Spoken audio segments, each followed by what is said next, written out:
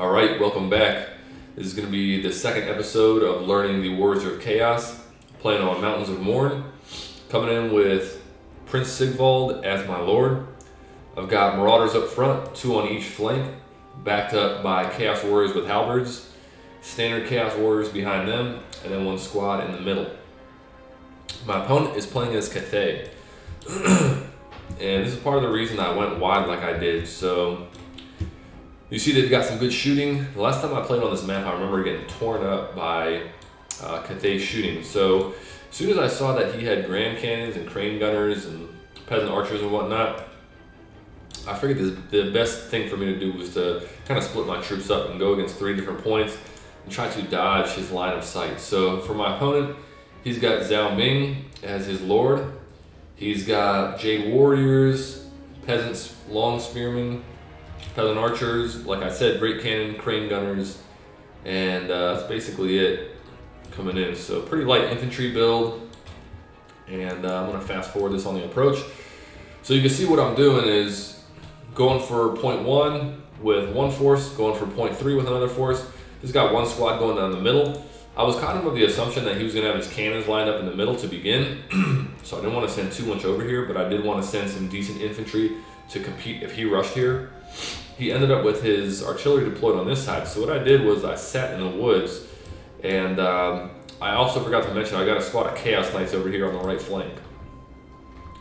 So I wanted them to maneuver around in this open field, kind of use the fact that there's trees over here and only a narrow alley for reducing their line of sight on a point 1, and then again do a very gentle commit to point 2.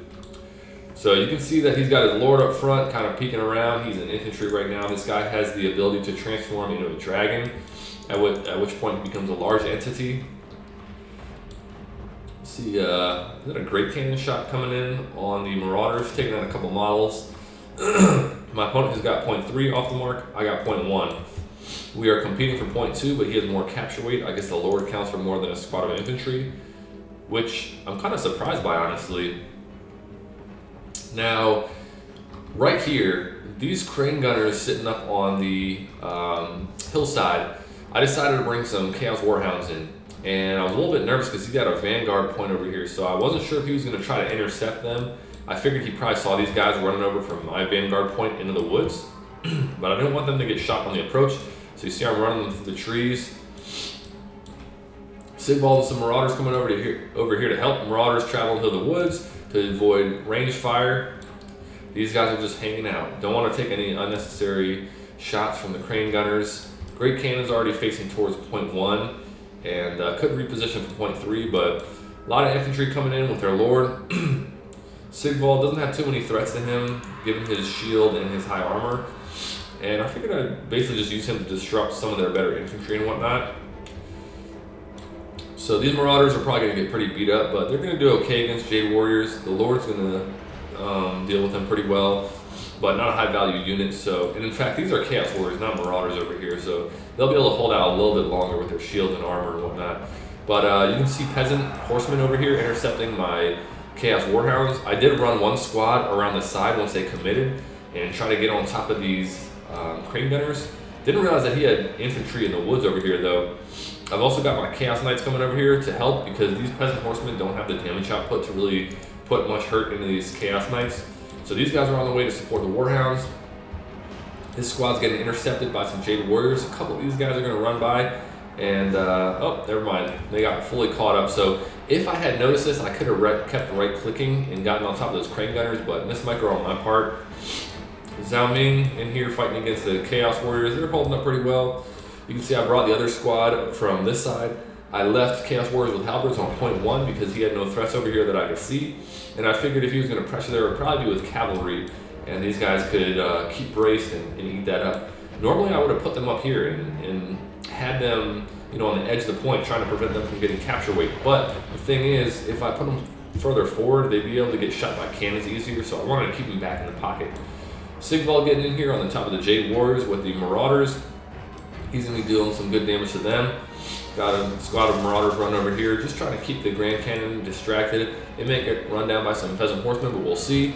I did bring Hellstriders of Slaanesh. I had them in my reinforcements so I could deal with their cavalry. I know that Grand Cathay tends to have decent cavalry play. My Chaos Sorcerer of Death is over here in the melee combat, front line on point 3. And my Chaos Trolls are over here as well, dealing with the Jade Warriors. They are going to get shot out by the Crane Gunners. These guys have good armor piercing and whatnot, but luckily the Trolls have pretty good armor. They're just big targets, unfortunately, in this front line. So they're kind of towering above everybody else. So Peasant Horsemen summoned over here, Long Spearmen over there as well with some Jade Warriors, so they're going to be screening away. You see, this is a very narrow passageway for me to get up here. It might have been a good idea for me to do more of this, so I brought this squad of Chaos Warhounds over here, set them in the woods, and was kind of see what happened with this front line, and I wanted to get them into the archers and the crane gunners.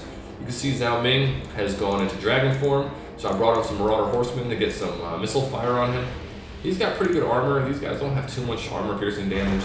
7 out of 15. Not 7 out of 15, 7 out of 22. Again, this value right here is not their actual damage, it's their damage per second. What is it? I'm misreading this, but anyways, I'm not going to spend time figuring out that exactly, but hopefully you get what I mean. Some of you that are watching this are probably somewhat experienced in the game anyways and understand how these things are displayed on the HUD or the UI. So I did back up my cavalry from this engagement because of the Peasant Long Spearmen.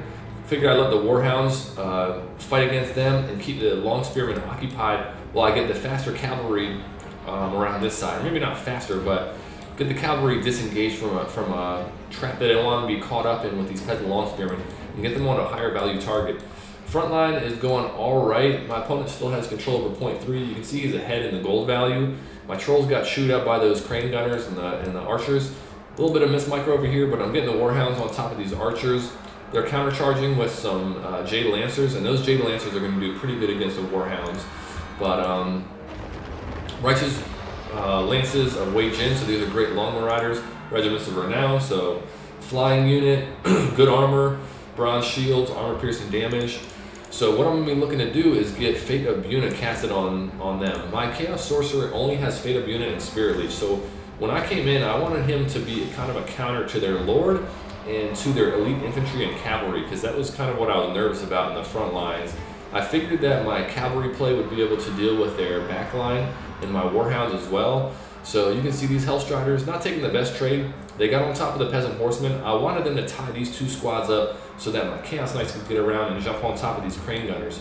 Unfortunately, the Long Marauders are going to get on top of them, and their armor piercing damage is going to be a pretty good boon against these Chaos Knights. But either way, I'm shutting down their shooting temporarily. More Marauder Horsemen are over here. One squad's going to charge in with the Warhounds and intercept these Jade Lancers before they can get on top of this squad. Another squad's just going to stay on skirmish mode and get some shots off on Zhao Ming, keep him occupied. You see these halberds are still sitting on point 1, no pressure yet. Cannons are running a little bit, I mean, not running low on ammo, but they did have to turn, and they probably lost some efficiency doing like a full 360 almost. Not full 360, but 180, and shoot against the Chaos Knights.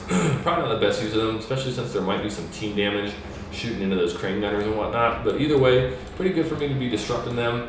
I am behind on the gold value, and you see my opponent has doubled up on me on the victory points here. But luckily, Sigvald is doing a pretty good job of disrupting over here. You can see he's got basically full health. His regen is coming in clutch. He's disrupting the infantry over here, dealing with the Jade Warriors and whatnot.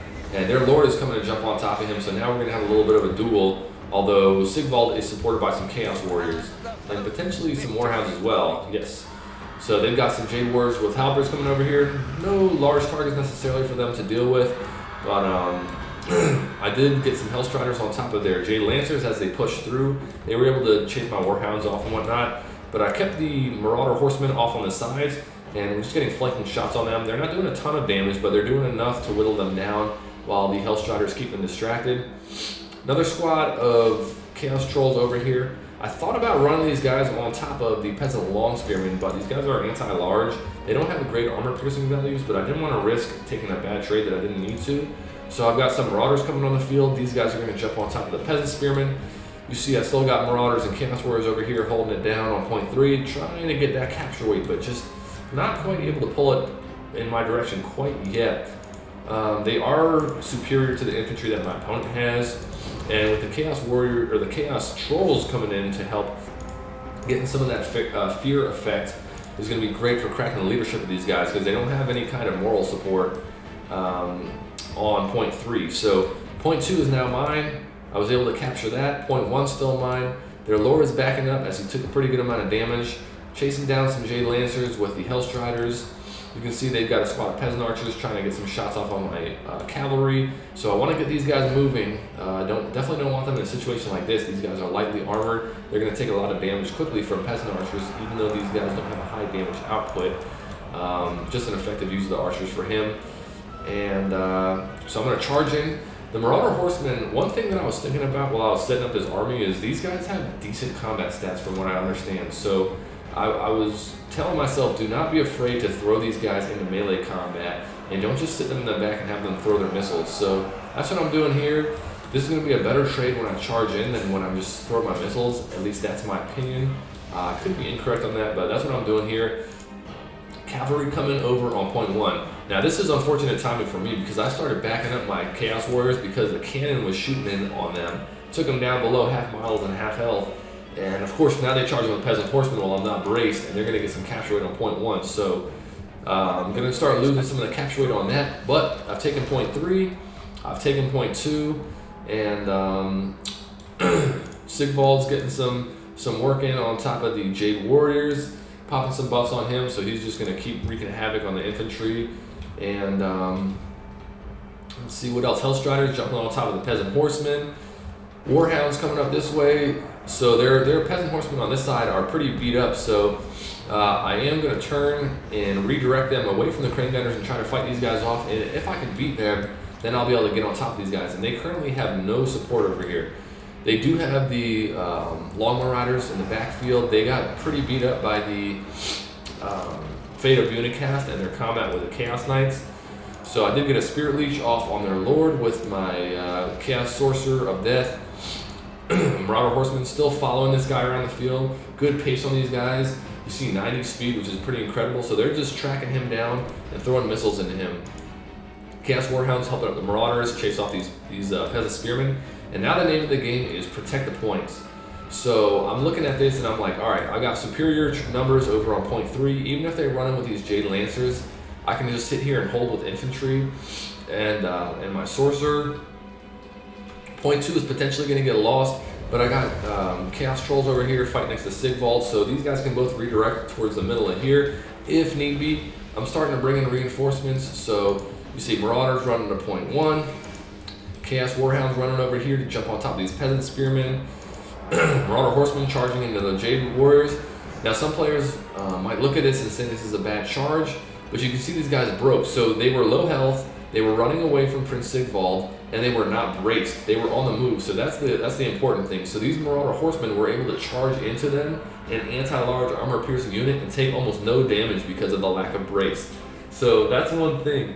And this is something that I learned from watching, I think the guy's name is the True Bretonian. I saw him playing in a tournament on Turn's channel, and this guy was running cavalry and his spear units all day, but he was doing it in a way that he was charging away from the brace or when the guys were moving and whatnot, and so he was taking good trades even though it was a unit matchup you wouldn't think would play out well. So at that point my opponent conceded, which was reasonable. I had a triple cap. I was about even with him on the value trading, but I had a pretty good setup. You can see just from my flags, I had kind of like a little box formation setting up on point 3 where he had most of his cavalry. I had Warhounds getting into his shooting. Sigvald was full health. Trolls over here fighting against the cavalry. And I had more reinforcements coming over to stop his infantry push on point 1 or 3, I forget, I think 1. But either way, good play to my opponent. It was a pretty fun matchup. And I will say I was a lot more intentional this time about thinking about what my opponent's faction was and how I was building my troops and making sure I had answers to different stuff. Another thing I want to say, shout out to this guy, and there's plenty of people who do this, but there's also plenty of people who do not for when you're playing multiplayer, if you're done with setting up your build and you ready up, some people are not as comfortable with a faction or a matchup or something like that, and they need just like a little bit more time to set up their army. And a lot of times people just ready up and they do not give a shit if you're ready. And that timer starts and then you're just spam, picking units and whatnot. This guy was very patient with me. He gave me like 2 heads up, and I probably only took like a minute and a half or so after he did that. Might have felt like a long time for him, but appreciate people who do that and who are patient with their opponents. And I definitely do that when I'm matched up against someone and I ready up before them. I ready up, give them like 15 seconds to see that is happening, and then I unready up just in case they want some more time. So just a nice habit, and I believe in karma and whatnot, so I'd encourage other people to do that type of thing as well. Either way, for the damage values, Sigvald didn't get a ton, but look at this guy, still full health, just disrupting infantry and shooting and whatnot. He dealt some good damage against the Lord and forced him out of 0.2. Chaos Knights did alright. Halberds really didn't do much at all. Chaos Warriors did alright. Marauders did alright. Sorcerer Lord did pretty well. I brought him with only 2 spells, so I feel like that's pretty good. Didn't get the chariots on the field. These armored trolls did almost nothing. I'm surprised about that. Hellstriders did well. Chaos Warhounds did alright. Actually, they did pretty poorly, but this squad did good. And it's interesting, none of my troops really got much value, but I think I was able to just keep shooting occupied and get capture weight where I needed it, and that was what won it for me. So their Lord did okay. Crane Gunners didn't get too much value. Cannons got okay value. I'm assuming this is a little bit more than they cost. Jade Warriors did decently. Peasant Archers did pretty decent. Peasant Smears did okay. Longbow Riders, I'm assuming they're more expensive than this. And nothing too special from either player. We both had pretty average performance on most of our troops. And that's basically that. So thanks for watching, and I'll see you on the next match.